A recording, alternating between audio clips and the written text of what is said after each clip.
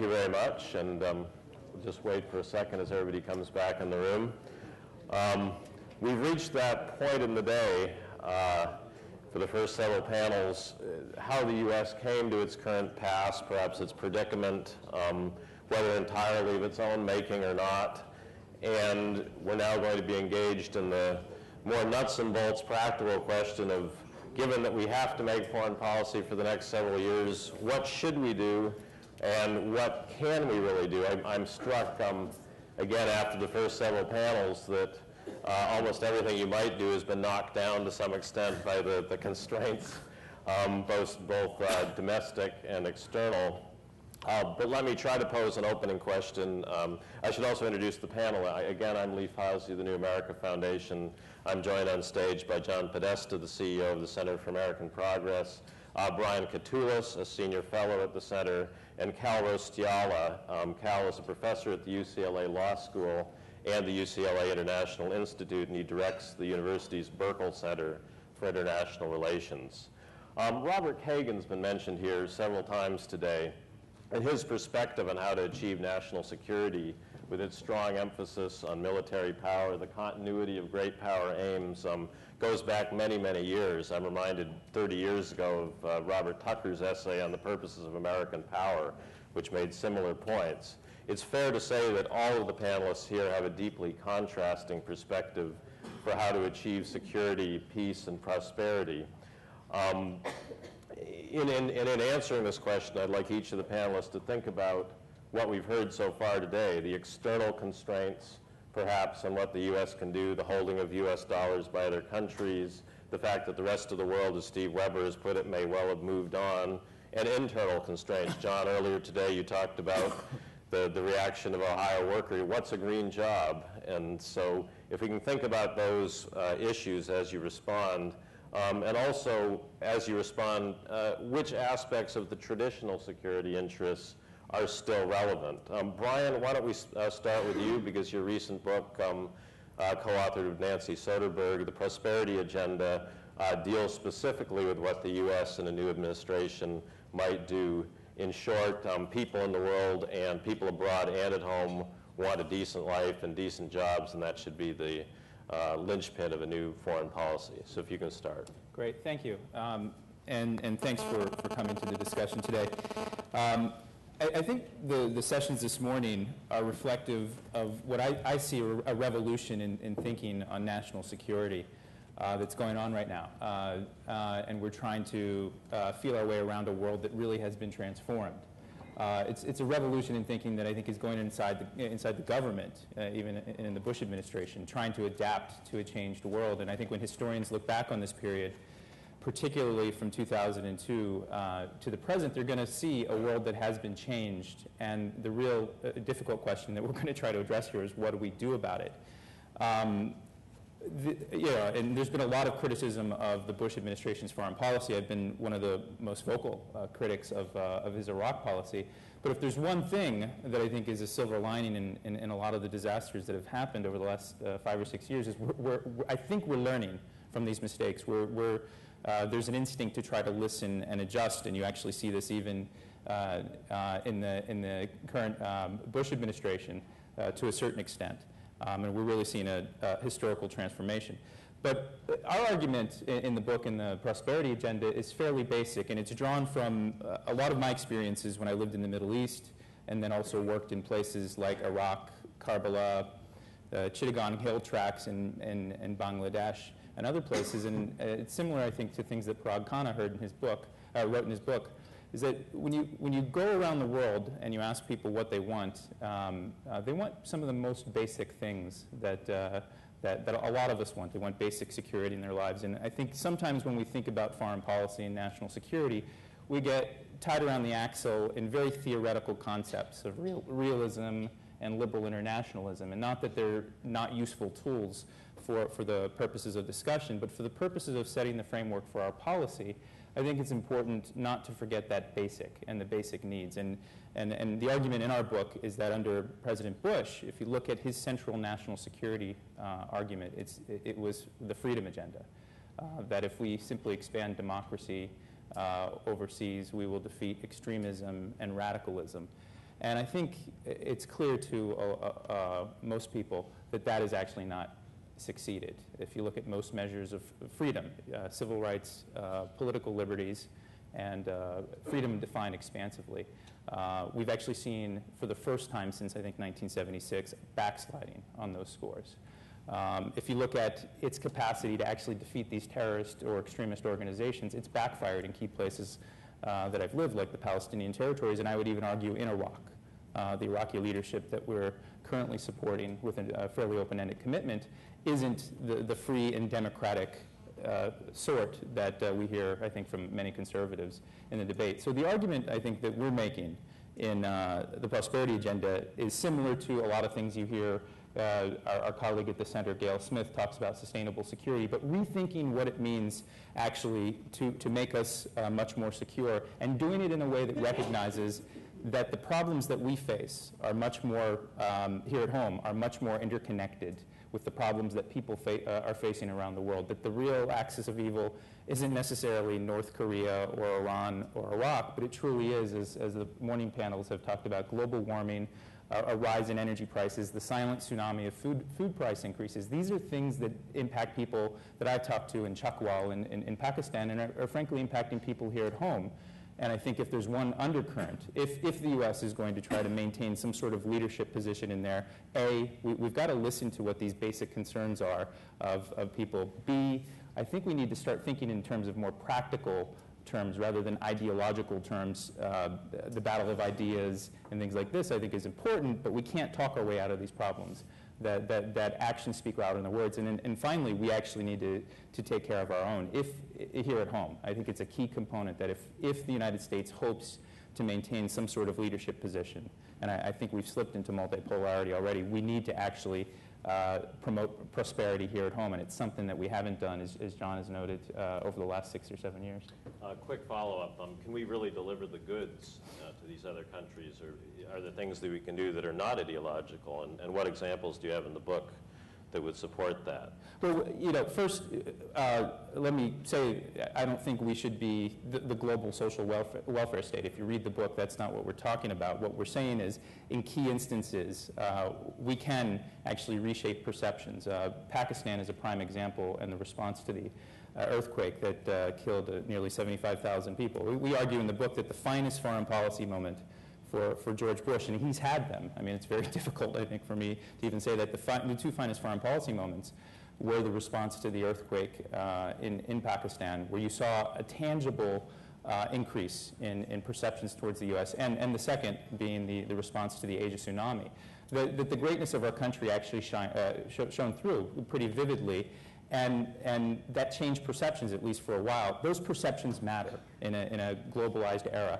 It's not that we want people to love us, but in the very least, I think when we're talking about a world where the perceptions of publics matter much more to their governments, we need to worry about how we're viewed, because our power, our ability to shape and influence events around the world has been much constrained, and it's been constrained by, I think, this drop in perception. It's not just national security is not a global popularity contest. And we can talk about, specific instances where I think, Iraq or other places, we can play a much more measured role in encouraging the actors that control those societies to focus on the basic needs of their own citizens. Cal, you've written and spoken quite a lot about international norms and international institutions and the wisdom of the past that we might return to. Which examples do you think might be a model, could be dusted off, if that's the right term, and brought into new view today in terms of answering the question about where we go from here? Sure. I think one of the things that's striking about, I suppose just to reflect on what Brian just said, I do think there are changes afoot. I guess I wouldn't characterize it as a transformation that I think will view this particular era, this moment, as being a kind of turning point in any way. But we see today a moment to come back. We have a new administration coming in. We don't know who it's going to be, but we'll obviously have a new one. And there's a moment to consider the role that the U.S. played back in the 1940s, 1950s in conceptualizing a system of international institutions that took what was a very dominant position, a position we obviously don't have today, but restrained our power in a way that served to extend it over time. And so actually served as a kind of investment in our power, enabled us to continue to play a role in certain areas beyond the time period that let's say, the Truman administration was really contemplating.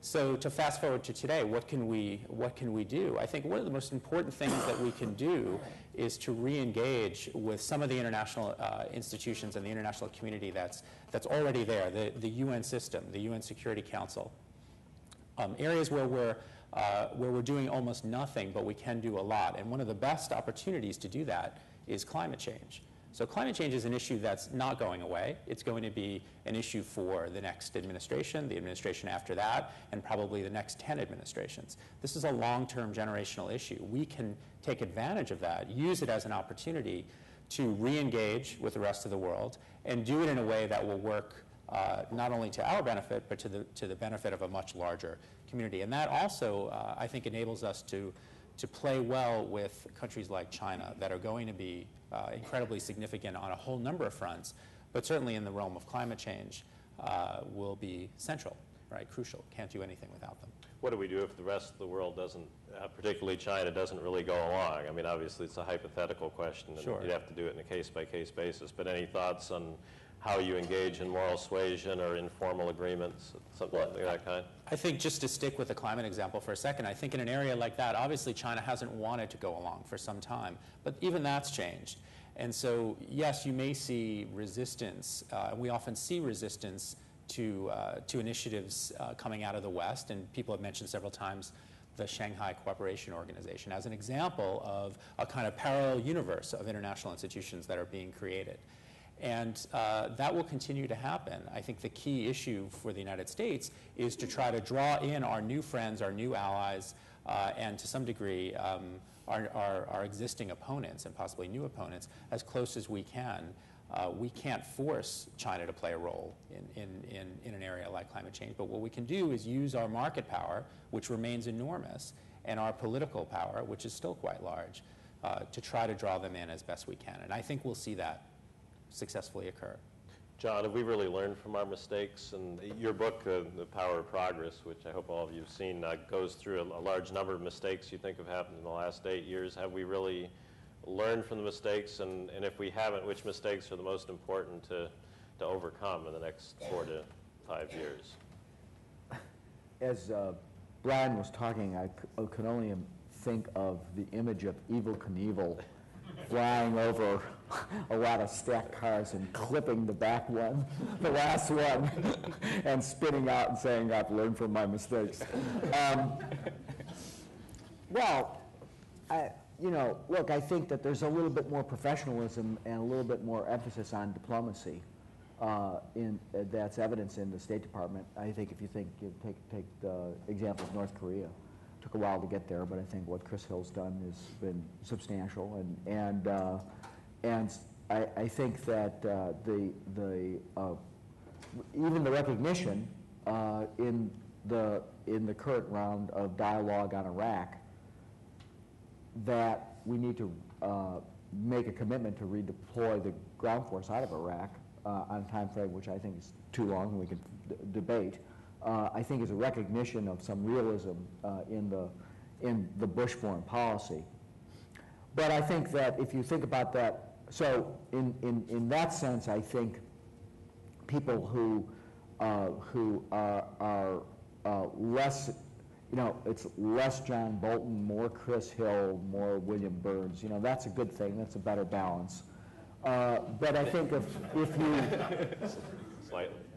but I think if you kind of listen to the rhetoric of the campaign, it sounds like I don't hear, in the echoes of Rudy Giuliani, I don't hear that many lessons were learned. No, I don't think so. Absolutely. I mean, I think if we're talking about the election here, in terms of rhetoric, the McCain campaign has actually adopted the freedom agenda. If you read John McCain's essay in Foreign Affairs, November, December last year, it's titled "An Enduring Peace Built on Freedom." And it's a very ideological approach to the world that is grounded in what I think is an empty definition of freedom. It was quite hollow. And it simply is in this frame of us versus them, good versus evil. I don't think, I mean, the interesting thing is that I think the grown-ups and the career professionals, I think Secretary Gates, even in the Defense Department, there are people who pragmatically know how to deal with these issues. You know, I was struck by, I was at an exercise for the U.S. Special Forces Command recently, and they're talking about the centerpiece of the struggle, and this is where the title of the book comes from, is prosperity, that you need to have ordered societies where people feel like they have the basic needs. You're not hearing that in the campaign from McCain. You are hearing a choice, too, I think, in terms of when you contrast to Obama, when he talks about the interconnectedness of these challenges. It's a very global view that is less ideologically grounded in this notion of U.S. supremacy and exceptionalism, but a pragmatic recognition that a lot of our security concerns, our economic livelihood and prosperity here at home, is much more tied to the fates of others around the world. Cal? Just comment on the issue of the freedom agenda, and I completely agree the McCain campaign is obviously extending that, considering that to be a centerpiece of what they're going to do in foreign policy. The interesting question is, how different will an Obama administration be? Will they really, now if you define it as freedom is the way that we are going to solve the problem of Islamofascism or terrorism, then I think the answer is no, the Obama administration will not do something like that, and that's not a vision that we're hearing.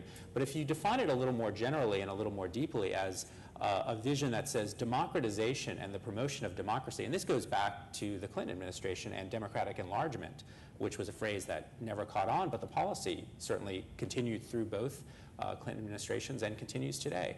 And I think we'll see that under an Obama administration as well, a desire to promote democracy where we can on the theory that it's the right thing to do, but it's also in our interest to do that.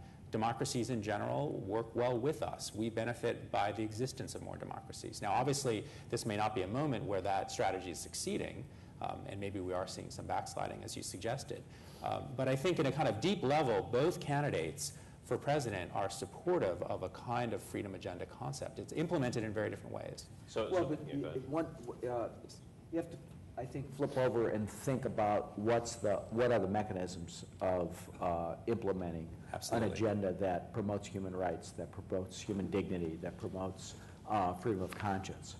And when you get to that level and are trying to influence state capacity, et cetera, then you have to get, I think, down to a more practical country-by-country approach to, rather than rhetoric, again, that's way up here, get down to a practical approach to build the institutions of society that can support more openness and the rule of law, better regimes. I think that's probably where I think there is still an ideological divide between the approaches in the parties.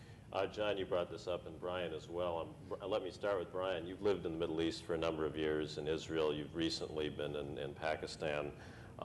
You proposed a plan for U.S. troop withdrawals, and your co-authored report, House of Cards, Iraq's Political Position After the Surge, is out next week. Obviously, what the U.S. does in Iraq is not only going to be important in the election, but our relationship to other rising powers. What do you think the U.S. should do practically with respect to Iraq and to Pakistan in the coming months and years? Well, two easy countries. Oh yes, no, I'm making it easy for you, but we haven't brought up Iraq today. So in 2 minutes tops, this is what we do in Iraq and Pakistan. With Larry Korb, my colleague, and John's support, we've pushed through, and I still stand by the need for a strategic redeployment, we called it, or a reset of our policy in Iraq, that we need to bring the military mission to end at a time of our choosing, rather than staying there and saying, well, we need to have a long-term presence, whether it's 3 years, 5 years, or 10 years. But I think in going back to one of the first things I was trying to say is we need to rethink what are the real security challenges in Iraq and what our role is. I think, and from my view on the ground, in 2003 and 2004, we've constantly overstated the role of the U.S. troop presence and how much influence it has. I think when people look back on the period, particularly in 2006 and 2007 when we were implementing a surge, Iraq was transformed in ways that I think we don't even understand with 1 in 6 Iraqis displaced, sectarian cleansing campaign that I think Woodward's new book is going to get into, and more people when they go back and look at this triumphalism about the surge working. So I think in terms of U.S. policy, there's in some corners of Iraq, there's simply not much that we can do militarily. There's a lot that we could potentially do. And when I say we, I don't mean the United States. I mean institutions like the United Nations. Take the challenge of Kirkuk and Article 140 and the disputed territories in the north. While we were distracted by our own elections here at home, over the last week or so, there have been flare-ups between the Kurdish Peshmerga and the Iraqi army. There was actually a standoff in a place called Khanakhin, in a province called Diyala, where we have about 4,000 or 5,000 troops. This province is larger than the state of Connecticut. We're not about to actually get in between two different armed forces, the Kurdish Peshmerga being quasi-independent, two different armed forces and the Iraqi army that we both support in some sort of way. These challenges in Iraq... No, we support both. We're supporting many sides in the internal conflicts that still endure. And this report that we put out next week is going to paint the picture, I think, of a much more realistic, this is what Iraq looks like. And I think, frankly, a lot of issues we simply won't be able to cure by simply staying there with security force training and a whole host of other things. It dodges the central question that Iraqi leaders need to answer of what is Iraq. Quickly on Pakistan, this is, I think, going to be even a much more pressing problem for a new administration, and I've been there several times over the last 6 months. And it, again, is a set of national security challenges that don't lend themselves to easy, simple, clean military solutions or even targeted strikes. There's an economic crisis brewing in Pakistan, and they're facing a potentially liquidity crisis before the end of this year.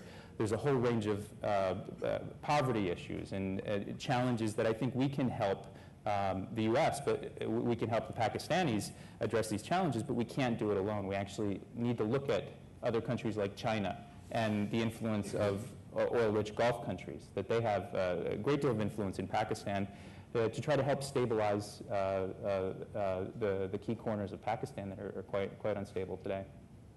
Other examples, John, of convergence of policy in Iraq and what other countries can do. I'm struck, Brian, by your sense that having really gone it alone, we may be bringing the rest of the world back in Iraq. Your thoughts on that, John? Well, I it's been a premise, I think, of ours, and we've been working on this for a while, that by owning the problem, in essence, with the military position that we have there, we've essentially strengthened the hands of the regional players who may not have our interests in mind, or at least they have allowed us to bear the brunt and weaken our own position against their own. And only by beginning the strategic redeployment will we draw the right kind of diplomacy in. But that requires, I think, also the U.S. to really be engaged in a diplomatic surge. One of the things that hasn't really been talked about at all this morning, I don't think, I stepped out and took a call or two, is the mismatch of resources. I mean, we're talking about a new strategy for a new era, new global problems. And yet, if you look at where the resource allocation is in the U.S. budget, in the U.S. government, it's all in DoD. It's all on the military side. We've got, I think I'm right about this, there are about 1,000 Foreign Service Officer positions open in the State Department. There is, I think USAID is down to about a fifth of what it was during the Vietnam era, in terms of actually having people who are out and on the ground. Steve mentioned the success of a couple of the President's initiatives, PEPFAR, the more recent PMI initiative. But I think that the capacity to actually deliver with diplomatic resources, we all sit around and say we got to de-emphasize the military and re-emphasize diplomacy, and yet we don't have the capacity or the budget structure to do that, and also at a time when we're going to have to pay a long tail on the burden of Iraq in terms of trying to take the supplemental funding and bring them under the top line of defense. That's a huge challenge for our government, and a huge challenge to get the right kind of resources applied against these global problems.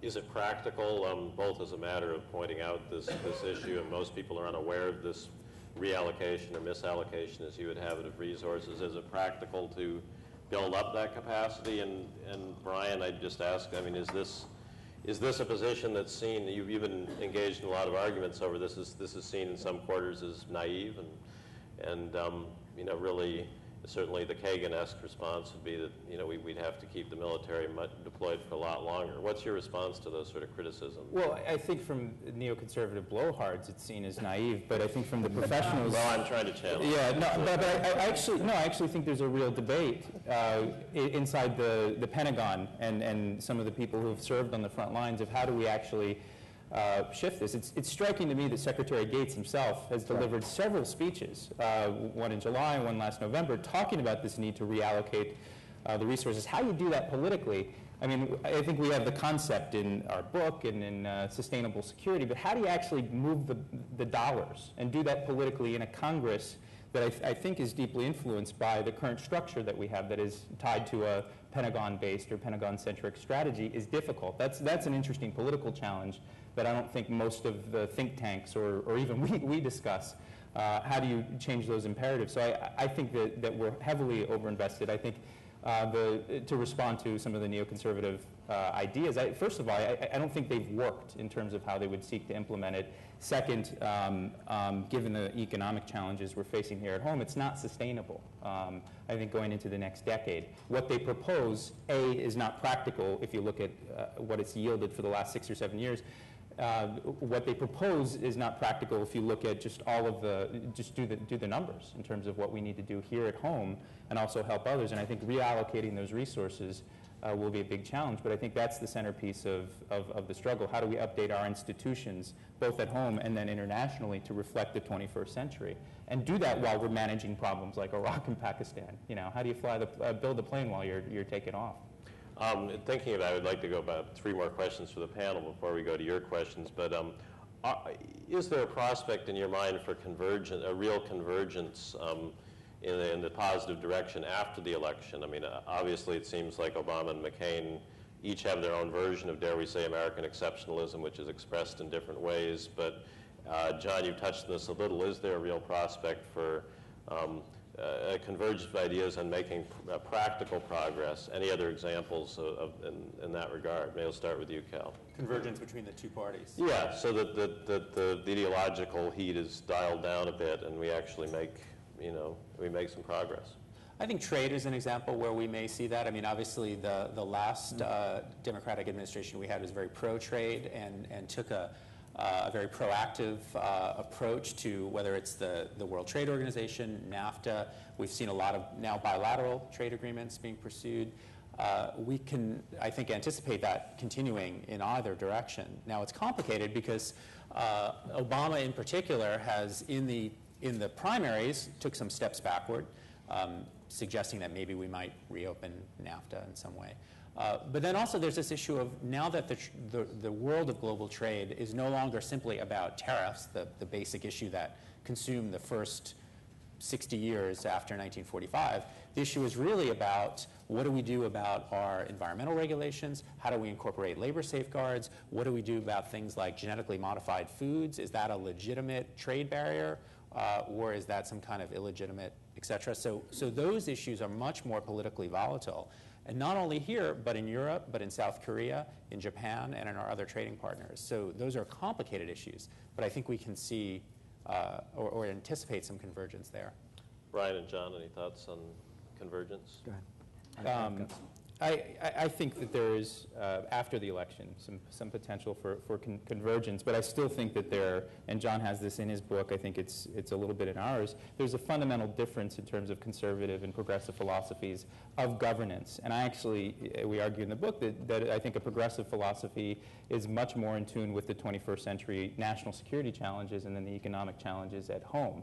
that we've gone through several years of repeated tax cuts and have run up deficits, and we simply don't have the capacity to do a lot of the things that think tanks like ours or CSIS and others, RAND, argue that we need to project power and invest in other structures. And how do we do that while also addressing the Medicare crisis, the healthcare crisis at home?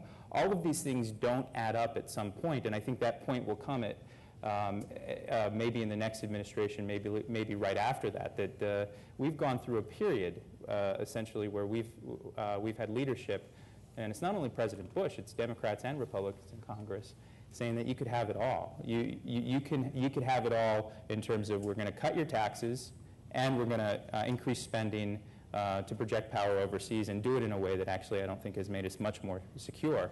And there's going to be a reckoning where somebody's going to need to say, okay, the checks are bouncing here. The world has changed, and if we really want to maintain our leadership position, we've got to fundamentally shift that. And I think progressives have a much more stronger argument than conservatives moving forward. And I hope that debate actually continues after this election. Well, I'm influenced by having just gone to Rwanda with Cindy McCain, Mike Huckabee, and Bill Frist, and Tom Cashel and John Kasich. I actually think that the agenda around global health and global poverty is a place that, in part, actually, just a reflection on, to go slightly beyond the joke, one of the most active players over there is Rick Warren, better known for being a talk show host at the Saddleback Church, and I think that's a place that kind of, for different reasons, different motivations, perhaps different, some the same, some different. I think that's a place where President Bush has gotten a lot of support across the political spectrum in his initiatives, particularly on global health. And I think that you could see the parties kind of blending with a common strategy there to provide the right kind of resources. And that's different than it was then when I served in the Clinton administration, where Clinton would propose more modest increases than Bush did, and criticized for that, or Bush has been praised for it, I think rightfully so. But they were massively resisted by the conservatives on the Hill. That's changed. I think President Bush helped turn that around, and I think that the role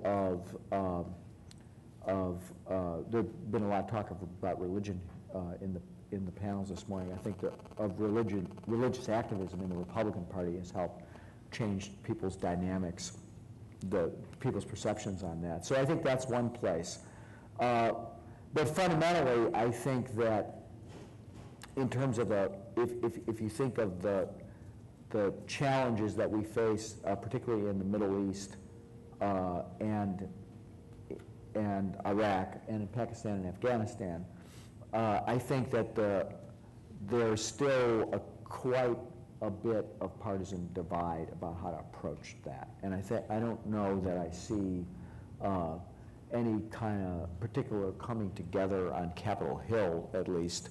And so it strikes me that there's still going to there'll still be an ideological division there.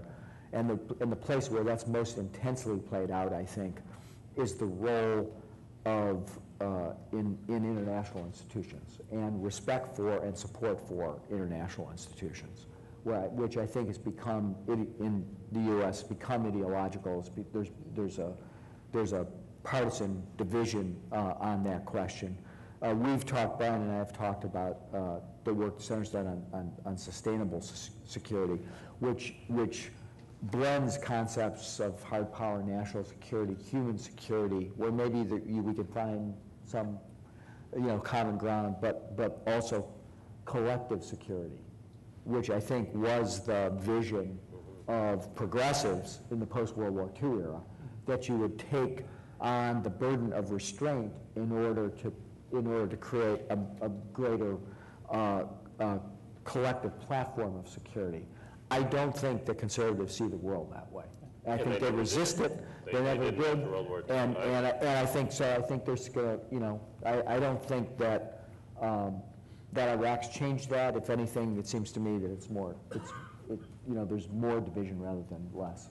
I can't let you leave without asking a California-based question, which I'll try to formulate. Parag Khanna earlier said basically that, to misquote him, no doubt, those who have the money make foreign policy. And we don't know that much really about the foreign policy interests necessarily of Silicon Valley and powerful interests in California. Any thoughts on that? On where interests within the United States and California might help drive us, and generally on the challenges that we've talked about today from a California perspective. Cal, I'll start with you. Sure. If I might, John, I just want to respond to something John just said and just underscore. I think this point was made earlier, but it's important to recall that there is a tremendous difference in the world today versus the world of a century ago, and we drew historical comparisons in the earlier panels.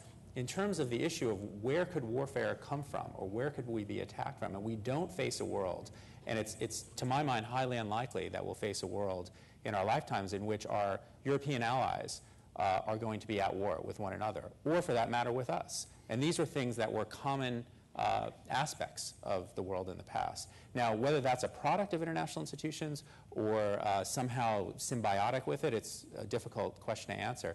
But that changes the dynamics of security in many important ways. But I agree completely with the points John made. On California, I think the issue for California that we see right now, the issue that I raised a little while ago, is, again, climate change. We have a Republican governor who is out in front on this issue, who declared that the debate is over, the problem is real, and now we have to do something about it. And I think that's a view that's held in Silicon Valley, which increasingly sees climate change and energy generally and renewable energy as another frontier for innovation. We are fantastic at that in this state and in this country. So I think that that's an issue where Californians are very much ahead of the curve and in a place where the rest of the country, I hope, will be in 5 to 10 years. I think that's a real leading issue for us. And go ahead. I would add the issue of immigration and workforce question. Yes.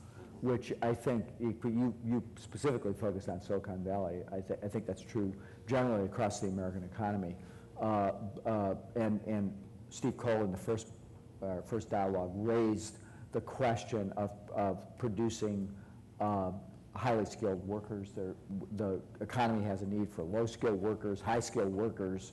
The immigration debate, unless we resolve that in some sensible way, is going to, I think, force those companies to, in fact, reallocate their workforces. I mean, the companies are global. There's no question about that. And they're going to make business judgments based on issues of where they can find highly trained, highly skilled workers, and can they accommodate that. And I think that's the question around both student visas, graduates, foreign national graduates of U.S. institutions, and whether they can stay here and work. That's, I think, a very important component of what is likely to be a sort of soft power question. Are we going to let people in and we're going to force them home? That's a dynamic that I think especially plays out in California. The Silicon Valley Leadership Network, among others, has made that a key part of its policy agenda. Let me move before the just 1 second. We're going to go to the lightning round and then your questions.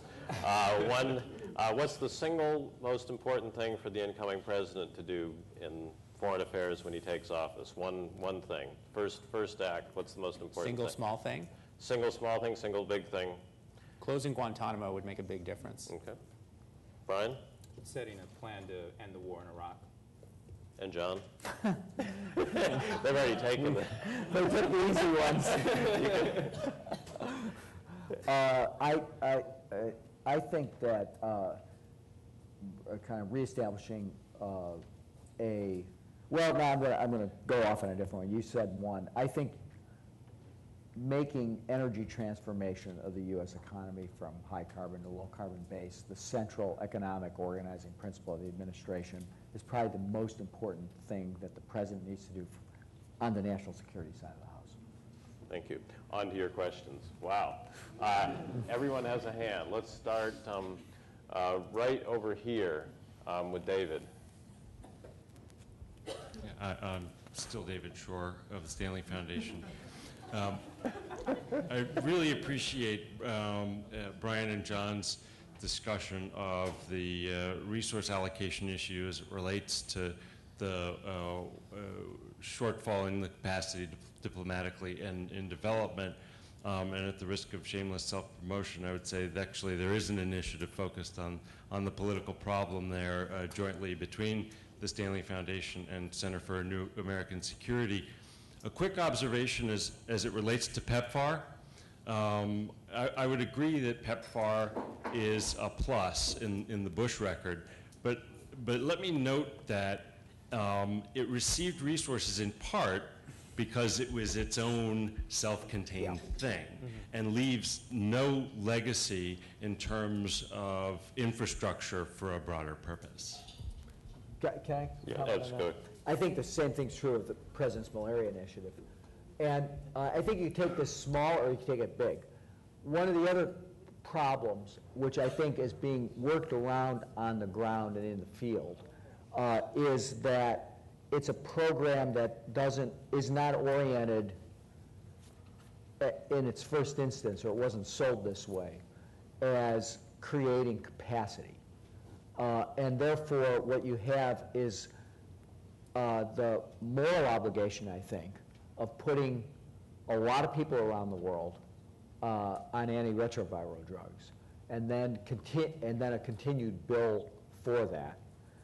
And the question is, do we have the room in the budget to extend beyond that and provide the kind of capacity in the healthcare system in those countries? So that's, I think, one particular and kind of narrow and smaller problem. I think in most countries where PEPFAR is being implemented, people have been able to work around it by using Global Fund resources, Gates money, et cetera. And so I think the success in the near term has been pretty good. There's a different issue, I think, which is what our strategy is for generally building state capacity and having any resources or even any any focus on building state capacity in countries to do what is contained in Brian's book. If you want to lift global living standards around the world, do states have the capacity to do it? What's our development strategy to help them do that? I think the Millennium Challenge account and the Millennium Challenge Corporation was a conceptualization of that. And one of the things I guess I fear is that the slowness in the implementation of it, combined with the fact that it was kind of George Bush's pet project. And I saw this happen with Clinton, that everything we did, they didn't like. Everything he does, we probably won't like. But that if we're going to not pursue the Millennium Challenge Corporation, it'll probably live on in some vestige, what's the strategy for building out state capacity? That's, I think, USAID now almost does nothing in that world. The State Department does nothing. I guess we're going to rely, if you're thinking, in my thinking about Africa specifically, maybe we'll rely on AFRICOM to send, our political military advisors from the Pentagon over to kind of work on that problem. But that goes back to a general mismatch and misbalance in our security accounts. If I could, I think it would be remiss not to mention the Millennium Development Goals, which have been forgotten by a lot of people, including progressives, and for fear of sounding like a soft, mushy multilateralist. These, I think, are terribly important, and at the end of this month, on the 25th, the day, I think, of the first presidential debate, there's going to be a review conference on this. And I think if we believe in the progressive philosophy of international institutions and things like this, the international mechanisms and the goals that were set, in the Millennium Development process, we need to focus on that too, because it's not just the U.S. carrying the burden; it is getting collective action to address these pressing, these 8 goals for advancing the basic needs of citizens around the world. Yes, right here. I'm Marilyn Pallor with the Women's Intercultural Network, and we're an NGO consultative to the UN. We're better known in California as the California Women's Agenda, which is the policy mechanism that we put together after Beijing. And I saved this question for John because you brought up NGOs at the beginning and their role in getting information out. What role can we play, whether it's grassroots American NGOs? We work also in Afghanistan, Uganda, China, and the local's global now. And women all over this country. We're also working with U.S. Women Connect, which is growing now 20 states in a network that's building to 50. What role can we play in getting this thinking out to all the women on the ground everywhere? Well, I don't know that I could. What you just said is what you should be doing. So it seems to me to add to that is I think it operates at two different levels. One is to try to create global movement and global consciousness to get governments to do the right thing, but you also, I think that the capacity to build institutions on the ground, to get girls in school, to get women into work, to kind of really work on that whole side of that came out of Beijing and the development agenda that empowers women is ultimately a key part of our strategy for doing this kind of stuff we've been talking about today. I mean, I would say more, faster, bigger, better. That'd be, I guess, my answer to your specific question. Yes, right over here, in the striped shirt. Yes. Matt Armstrong, popularly known as a mountain runner, a blogger, but do other stuff too. My question goes to all of you guys. All touched upon this. There's an issue of capacity building. This is actually going to go to the what now, but there's an issue of capacity building that you speak about. And you also spoke about the issue of engagement of foreign publics. Now, the Smith-Munn Act, which established our public diplomacy, was created out of communist reactions to the Marshall Plan. This was, nobody likes our capacity building, which is something we need to be focusing on.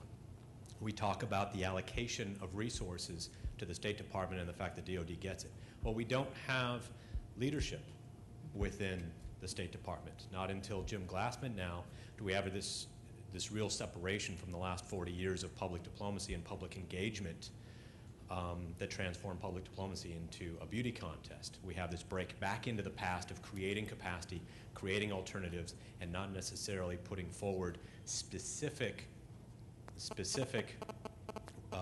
ideological views per se, just creating alternatives. So the what now question is, with that in mind, and this is sort of the same idea of 2 minutes to what you're going to do in Iraq and Pakistan, what will you do for the next administration? There's talk of USAID 2.0, different structures, something bureaucratically, and a change in mindset has to happen within the Department of State to translate it into the Department of Non-State or something else. I'd like to get your views on that. The Department of Non-State. Yeah. Well, first, I think you mentioned Jim Glassman and the State Department of Public Diplomacy. It's important to keep in mind that the Pentagon has a budget that dwarfs everything that's done in the PD realm in the information operations realm. And this was exposed in certain parts of what we were doing in Iraq and other things. So I think that's important. I'm skeptical of a return to a 20th century type of public diplomacy. I actually think our actions speak louder than words, and I think the best things that we could do is train foreign service professionals, foreign service officers, more to speak the local languages, and then give them a little bit of leash to actually go out there and engage in the media that matters, and rather than create El Hora or Radio Sawa like we tried to do in the Middle East, and it's not been terribly successful in my view. And that's going to imply, I think, a cultural shift inside of the State Department. Secretary Rice has talked about transformational diplomacy, but I don't think that that's actually been fully implemented. And it strikes me that when I talk to people in the interviews that I do for my work on Iraq, that what the military does is actually pushes down authority to a very lower level. You have sergeants and captains and others making some serious decisions about money, life, obviously, and other things. And State Department, USAID, and others, and I know this is a little bureaucratic, but it's important in terms of what should a new administration do? They still have a very vertical line of authority, as I understand. I think they're trying to change this with some of the PRTs and other things, but changing these cultural, these institutional cultures, if you will, and the struggles of even just getting foreign service officers to go out into places, and that doesn't even talk about what's going on with our, I think, intelligence professionals, too, and people we might put out in other places, and trying to understand these. So I think we need to adjust to a 21st century where there isn't just one or two media outlets in some of these countries. There's 100, 150, and we need to have people engage in those debates. I do it myself in Arabic on Al Jazeera and other places whenever I have a chance to. And it was striking to me that the Bush administration avoided those media outlets, and I actually isolated them for several years, and I think they've changed that policy. But do we have that capacity to engage in town hall meetings and other things? And I think that is much more important than anything we might do in a broadcast function or reviving USAA. Make it the job of every foreign service officer to do this. Cal. I thought what Brian said was, I think, was very well said, and the only thing I just underscore is I think the world in general really likes a lot of things about this country, and in some ways, and I'll channel the GOP for a second, I think the government gets in the way of that. And certainly this last administration has gotten in the way of that. And so Joe and I have written a lot about the idea of soft power, and I think there is a lot to that concept, and the notion that we have very attractive attributes that our policies often intercede between and create a lot of discord around the world. But when we can get away from that and let the rest of the world see what I think this nation is about, that's very attractive. And so, and obviously doing the more concrete things that Brian suggested are part of that, because it gets a wide range of people out showing the rest of the world through deed rather than word. Can I say Absolutely. just one word? I think the Department of Homeland Security should caution us about any reorganization. But I think that the more likely attention that's going to get paid, I'm a little, because I think reorganizations eat up enormous amounts of political energy and intellectual energy. I'm kind of skeptical about doing it. But I think the place that is more likely to get attention is to follow the UK down the DFID track, to try to reorient foreign development assistance and take that out of the mission of the State Department, create a separate department that deals with that, more than the focus is likely to be in the area that you suggest. Yes, right here, the lady in the white. Yeah. If I'm not mistaken, global warming is not a part of the Republican platform that was just adopted. So I'm wondering. I stopped at creationism, so. So I'm wondering whether or not you see a way to introduce it into the debate when it's so denied.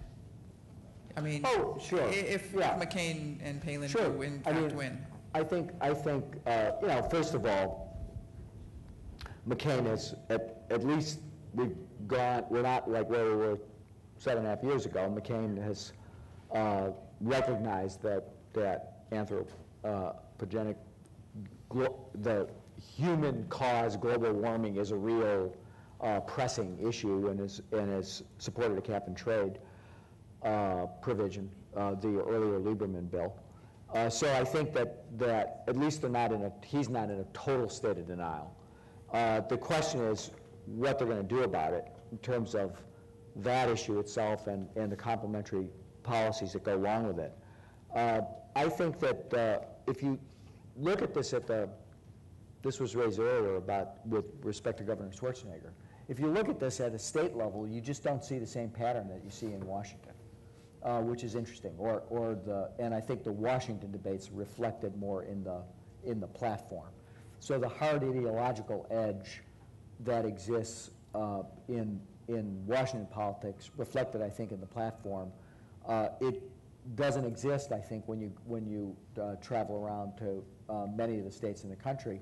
And there's political reward for tackling energy transformation, tackling global warming. And that's true on the Democratic as well as the Republican side. It's not just Schwarzenegger. It's Charlie Crist in Florida, Jody Rowell in Connecticut. Republicans are being rewarded for coming to grips with reality and trying to suggest that the path forward for the United States is one that moves towards clean, renewable energy. Huntsman in Utah. I mean, there are examples of that across the country, and I think that the block really is that, is today, or in 2009, I think will be, is there a sustainable group that can filibuster movement on this question? And I think that we don't know the answer to that. That'll depend to some extent on the election and the way people react to what the politics are. Brian, a quick... Just briefly, outside of the political realm, in the national security agencies, and when I was saying there's a revolution in thinking about national security, I think this is one example. There was a national intelligence assessment earlier this summer by the NIC that essentially said global warming is a threat to U.S. global security, and that it causes migration, its potential for migration leading to ethnic strife, and food shortages is a major challenge. The fact that these products are actually being delivered to administrations and people on Capitol Hill, I think, are highlighting this notion that people are rethinking what it means to talk about national security, and I think that's an encouraging sign, too. We have just a couple of minutes left. If there are any other questions, let's take the final two here. Just ask them both, and then a panel will respond.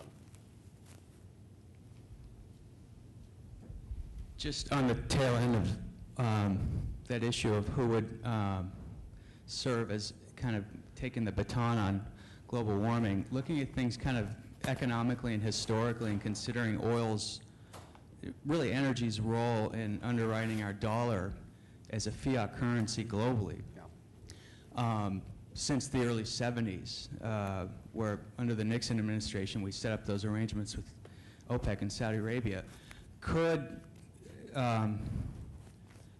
some sort of replacement for current fossil fuels, I guess like how oil underwrites the dollar, if something were to take the place of that in an alternative energy or renewables realm, could that incentivize our financial institutions? Just again, based on the questions that you're posing, because it seems like the paradigm involves something tangible that the world values that would then provide the sanctity for our monetary system. So in lieu of the current predominant role of fossil fuels, if something were to take its place, would that, could that then incentivize really just kind of in this whole realm of like an economic paradigm shift, something, whether it's wind, a hybrid of wind, solar, anything, to where we can monetize and then set a standard globally in lieu of, again, oil and natural gas. Could that provide the incentive?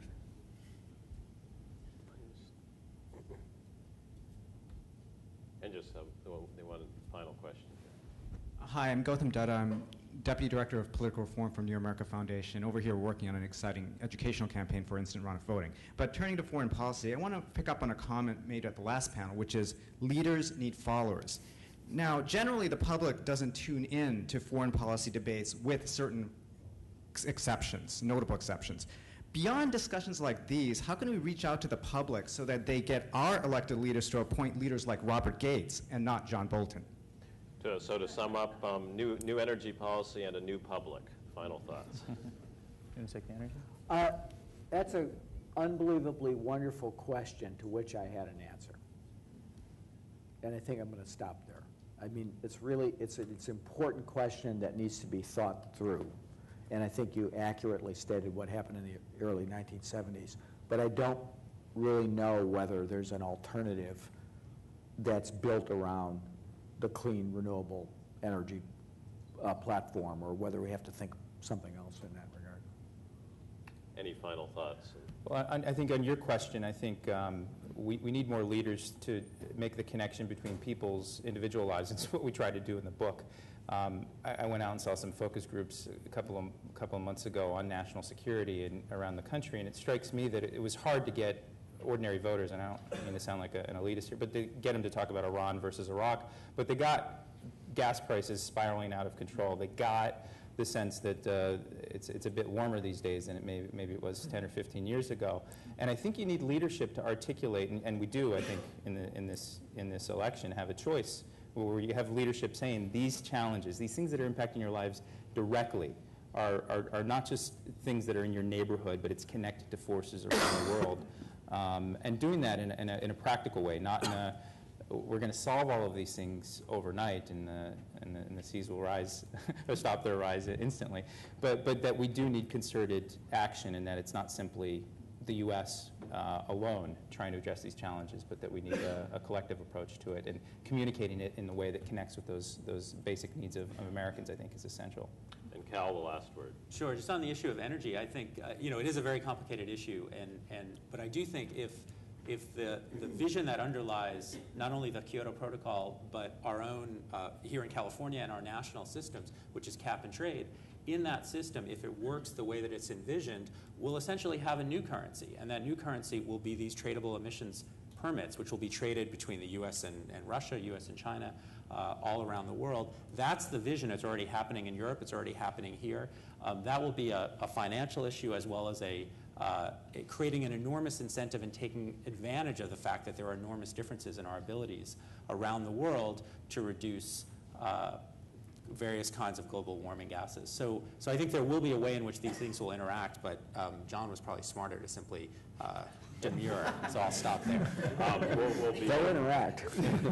We'll be fortunate to continue this conversation over lunch. Our lunch speaker, as you know, is Terry Tamminen, who's one of the principal architects of AB 32, California's landmark global warming law. And with that, I'd like to thank the panelists and thank you. And I